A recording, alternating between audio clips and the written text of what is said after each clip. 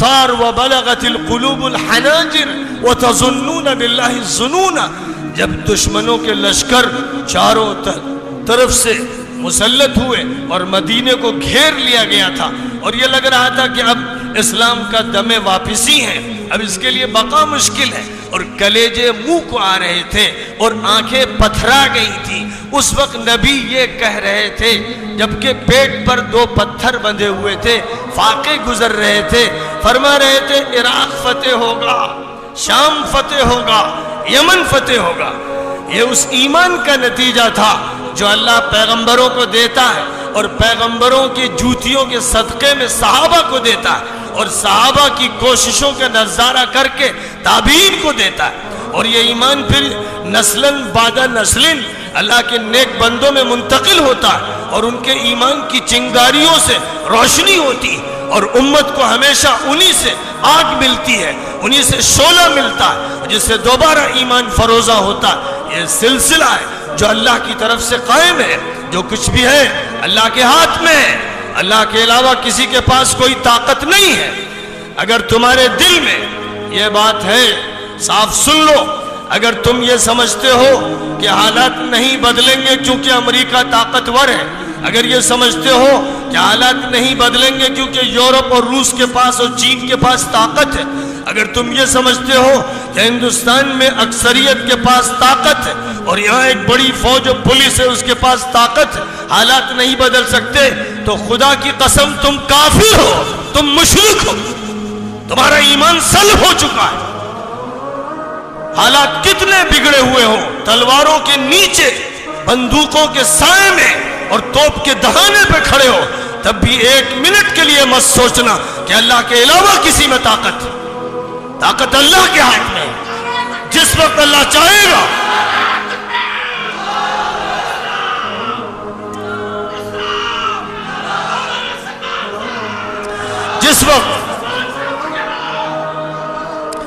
جس وقت اللہ چاہے گا، جیسا چاہے گا. قرآن اسی سے بھرا ہوا ہے. افسوس کہ مسلمان قرآن کی تلاوت کرتے ہیں لیکن سمجھتے نہیں،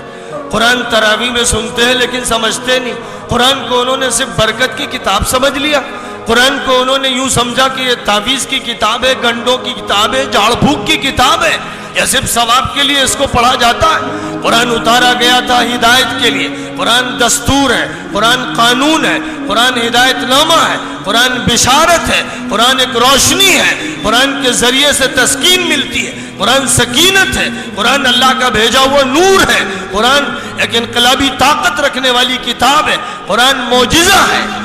ایک معجزہ ہے. جیسے معجزہ حضرت صالح کو دیا گیا اونٹنی کی شکل میں اور حضرت موسیٰ کو دیا گیا لاٹھی کی شکل میں، ید بیضا کی شکل میں، اور جیسے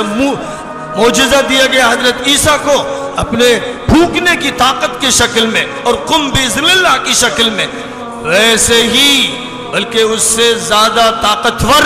اس سے زیادہ مؤثر، اس سے زیادہ جامع، اس سے زیادہ ہمگیر، اس سے زیادہ تابندہ اور پائندہ اور اس کے زیادہ ہمیشہ رہنے والا طاقتور معجزہ ہے وہ قرآن پاک.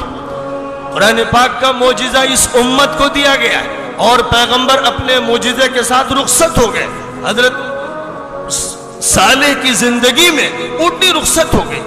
اور موسیٰ علیہ السلام کے ساتھ ید بیضا رخصت ہو گیا، عصا رخصت ہو گیا. حضرت عیسیٰ کے ساتھ دم عیسیٰ رخصت ہو گیا، لیکن نبی کی رخصتی کے ساتھ قرآن رخصت نہیں ہوا.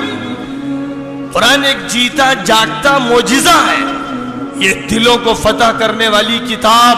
یہ دماغوں کو تسخیر کرنے والی کتاب، یہ پوری انسانیت کی رہنما کتاب، یہ دنیا کے تمام مذاہب کے جنجال سے نکالنے والی کتاب، یہ تمام انسانوں کو پستیوں سے بلند کرنے والی کتاب، یہ تحت سرا سے ثریا میں پہنچانے والی کتاب، یہ انسانوں کو اللہ سے ہم کلامی عطا کرنے والی کتاب، یہ دلوں کے اندر نور کی بارش کرنے والی کتاب. اس کتاب کے ساتھ وہ معاملہ امت کی طرف سے نہیں ہو رہا ہے جو ہونا چاہیے.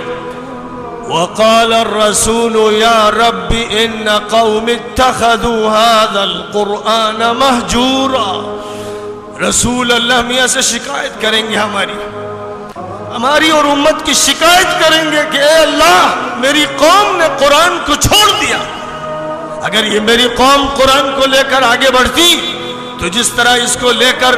آگے بڑھے تھے ابو عبیدہ ابن الجراح اور خالد ابن الولید اور عمرو ابن العاص اور سعد ابن ابی وقاص اور وہ مجاہد فاتحین جنہوں نے سندھ سے اسپین تک اور چائنا سے افریقہ کے ایک کنارے تک فتوحات کا ایک بازار لگا دیا، جس طرح وہ قرآن کو معجزہ سمجھتے ہوئے اور اس پر ایمان رکھتے ہوئے آگے بڑھے، حالات کی سازگاری کے ساتھ نہیں بڑھے۔ جب چاروں طرف طوفان تھا الحاد کا، باطل طاقتوں کا، ان کے ہتھیار